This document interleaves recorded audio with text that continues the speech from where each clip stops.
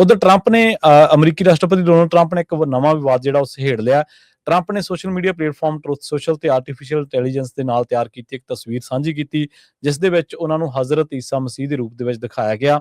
ਇਸ ਤਸਵੀਰ ਦੇ ਵਿੱਚ ਟਰੰਪ ਬਾਈਬਲ ਕਾਲ ਦੇ ਚੋਲੇ ਦੇ ਵਿੱਚ ਨਜ਼ਰ ਆ ਰਹੇ ਨੇ ਤੇ ਇੱਕ ਬਿਮਾਰ ਵਿਅਕਤੀ ਦੇ ਮੱਥੇ ਤੇ ਹੱਥ ਰੱਖ ਕੇ ਉਹਦਾ ਇਲਾਜ ਕਰ ਰਹੇ ਨੇ, ਜਦੋਂ ਕਿ ਉਹਨਾਂ ਦੀਆਂ ਉਂਗਲਾਂ ਦੇ ਵਿੱਚੋਂ ਰੌਸ਼ਨੀ ਨਿਕਲ ਰਹੀ ਹੈ। ਇਸ ਤਸਵੀਰ ਕਹਿੰਦੇ ਅਜਿਹੇ ਸਾਹਮਣੇ ਆਈ ਹੈ ਜਦੋਂ ਟਰੰਪ ਤੇ ਕੈਥੋਲਿਕ ਚਰਚ ਦੇ ਸਰਵਉੱਚ ਆਗੂ ਪੋਪ ਲੀਓ ਦੇ ਵਿਚਾਲੇ ਸ਼ਬਦੀ ਜੰਗ ਜਿਹੜੇ ਤੇਜ਼ ਹੋ ਚੁੱਕੀ ਆ। ਪੋਪ ਵੱਲੋਂ ਅਮਰੀਕਾ ਈਰਾਨ ਜੰਗ ਦੀ ਨਿਖੇਧੀ ਕੀਤੇ ਜਾਣ ਤੋਂ ਬਾਅਦ ਟਰੰਪ ਭੜਕ ਗਏ ਤੇ ਉਹਨਾਂ ਨੇ ਕਿਹਾ ਵੀ ਮੈਂ ਪੋਪ ਲੀਓ ਦਾ ਕੋਈ ਪ੍ਰਸ਼ੰਸਕ ਨਹੀਂ ਆ। ਰਾਈਟ ਨਾਓ ਇਹ ਵੀ ਗੱਲ ਦੁਨੀਆ ਦੇ ਵਿੱਚ ਇਸ ਟਾਈਮ ਖਬਰ ਜਿਹੜੀ ਉਹ ਟ੍ਰੈਂਡ ਕਰ ਰਹੀ ਹੈ ਕਿ ਇਹਨਾਂ ਦੇ ਵਿਚਾਲੇ ਸ਼ਬਦੀ ਜੰਗ ਜਿਹੜੀ ਆ ਉਹ ਲੱਗੀ ਹੋਈ ਆ। ਟਰੰਪ ਨੇ ਦੋਸ਼ ਲਾਇਆ ਵੀ ਉਹ ਬਹੁਤ ਲਿਬਰਲ ਵਿਅਕਤੀ ਨੇ ਤੇ ਅਪਰਾਧਾਂ ਦੇ ਪ੍ਰਤੀ ਨਰਮ ਨੇ ਤੇ ਕੱਟੜਪੰਥੀ ਖੱਬੇ ਪੱਖੀਆਂ ਦੇ ਹੱਥਾਂ ਦੇ ਵਿੱਚ ਖੇਡਣਾ ਬੰਦ ਕਰ ਦੇਣ।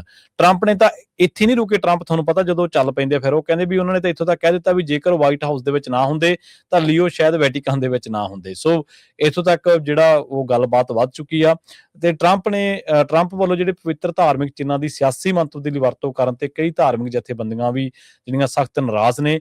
ਨਿੰਦਾ ਕਰਨ ਵਾਲਿਆਂ ਦਾ ਕਹਿਣਾ ਇਹ ਹੈ ਕਿ ਖੁਦ ਨੂੰ ਈਸਾ ਮਸੀਹ ਵਾਂਗ ਪੇਸ਼ ਕਰਨਾ ਈਸਾਈ ਮਾਨਤਾਵਾਂ ਦਾ ਅਪਮਾਨ ਹੈ। ਦੂਜੇ ਪਾਸੇ ਟਰੰਪ ਦੇ ਸਮਰਥਕ ਇਸ ਨੂੰ ਮਹਿਜ਼ ਇੱਕ ਡਿਜੀਟਲ ਵਿਅੰਗ ਜਿਹੜਾ ਉਹ ਕਰਾਰ ਦੇ ਰਹੇ ਨੇ।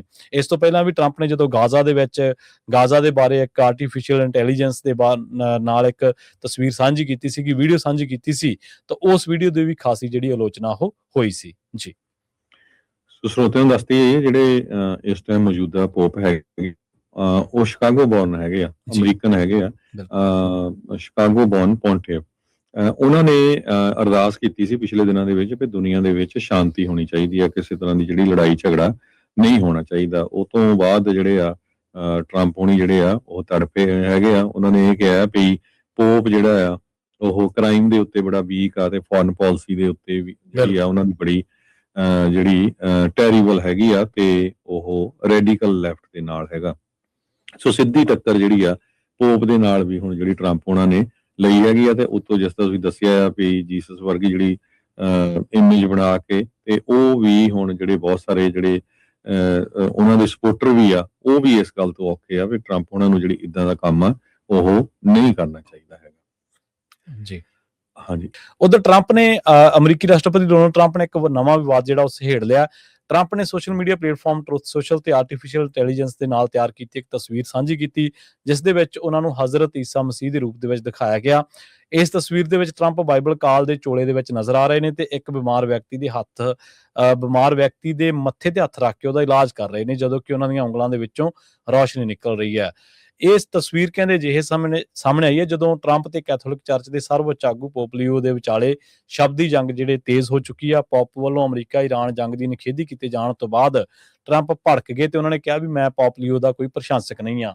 ਰਾਈਟ ਨਾਓ ਇਹ ਵੀ ਗੱਲ ਦੁਨੀਆ ਦੇ ਵਿੱਚ ਇਸ ਟਾਈਮ ਖਬਰ ਜਿਹੜੀ ਉਹ ਟ੍ਰੈਂਡ ਕਰ ਰਹੀ ਹੈ ਕਿ ਇਹਨਾਂ ਦੇ ਵਿਚਾਲੇ ਸ਼ਬਦੀ ਜੰਗ ਜਿਹੜੀ ਆ ਉਹ ਲੱਗੀ ਹੋਈ ਆ।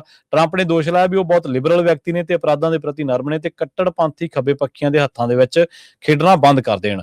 ਟਰੰਪ ਨੇ ਤਾਂ ਇੱਥੇ ਨਹੀਂ ਰੁਕੇ। ਟਰੰਪ ਤੁਹਾਨੂੰ ਪਤਾ ਜਦੋਂ ਚੱਲ ਪੈਂਦੇ ਫਿਰ ਉਹ ਕਹਿੰਦੇ ਵੀ ਉਹਨਾਂ ਨੇ ਤਾਂ ਇੱਥੋਂ ਤੱਕ ਕਹਿ ਦਿੱਤਾ ਵੀ ਜੇਕਰ ਵਾਈਟ ਹਾਊਸ ਦੇ ਵਿੱਚ ਨਾ ਹੁੰਦੇ ਤਾਂ ਲੀਓ ਸ਼ਾਇਦ ਵੈਟੀਕਨ ਦੇ ਵਿੱਚ ਨਾ ਹੁੰਦੇ। ਸੋ ਇੱਥੋਂ ਤੱਕ ਜਿਹੜਾ ਉਹ ਗੱਲਬਾਤ ਵੱਧ ਚੁੱਕੀ ਆ ਤੇ ਟਰੰਪ ਵੱਲੋਂ ਜਿਹੜੇ ਪਵਿੱਤਰ ਧਾਰਮਿਕ ਚਿੰਨ੍ਹਾਂ ਦੀ ਸਿਆਸੀ ਮੰਤਵ ਦੇ ਲਈ ਵਰਤੋਂ ਕਰਨ ਤੇ ਕਈ ਧਾਰਮਿਕ ਜਥੇਬੰਦੀਆਂ ਵੀ ਜਿਹੜੀਆਂ ਸਖਤ ਨਾਰਾਜ਼ ਨੇ।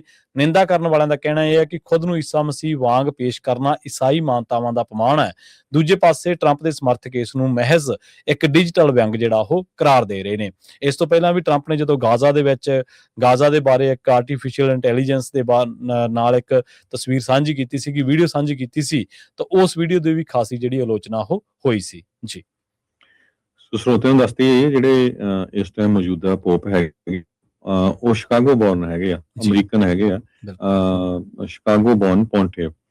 ਉਹਨਾਂ ਨੇ ਅਰਦਾਸ ਕੀਤੀ ਸੀ ਪਿਛਲੇ ਦਿਨਾਂ ਦੇ ਵਿੱਚ ਕਿ ਦੁਨੀਆ ਦੇ ਵਿੱਚ ਸ਼ਾਂਤੀ ਹੋਣੀ ਚਾਹੀਦੀ ਹੈ, ਕਿਸੇ ਤਰ੍ਹਾਂ ਦੀ ਜਿਹੜੀ ਲੜਾਈ ਝਗੜਾ ਨਹੀਂ ਹੋਣਾ ਚਾਹੀਦਾ। ਉਹ ਤੋਂ ਬਾਅਦ ਜਿਹੜੇ ਆ ਟਰੰਪ ਹੋਣੀ ਜਿਹੜੇ ਆ ਉਹ ਤੜਪੇ ਹੈਗੇ ਆ। ਉਹਨਾਂ ਨੇ ਇਹ ਕਿਹਾ ਵੀ ਪੋਪ ਜਿਹੜਾ ਆ ਉਹ ਕ੍ਰਾਈਮ ਦੇ ਉੱਤੇ ਬੜਾ ਵੀਕ ਆ ਤੇ ਫੋਰਨ ਪਾਲਿਸੀ ਦੇ ਉੱਤੇ ਵੀ ਜਿਹੜੀ ਆ ਉਹਨਾਂ ਦੀ ਬੜੀ ਜਿਹੜੀ ਟੈਰੀਬਲ ਹੈਗੀ ਆ ਤੇ ਉਹ ਰੈਡੀਕਲ ਲੈਫਟ ਦੇ ਨਾਲ ਹੈਗਾ।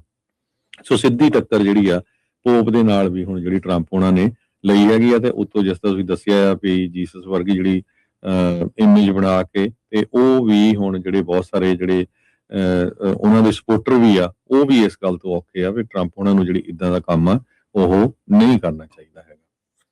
ਜੀ। ਹਾਂਜੀ,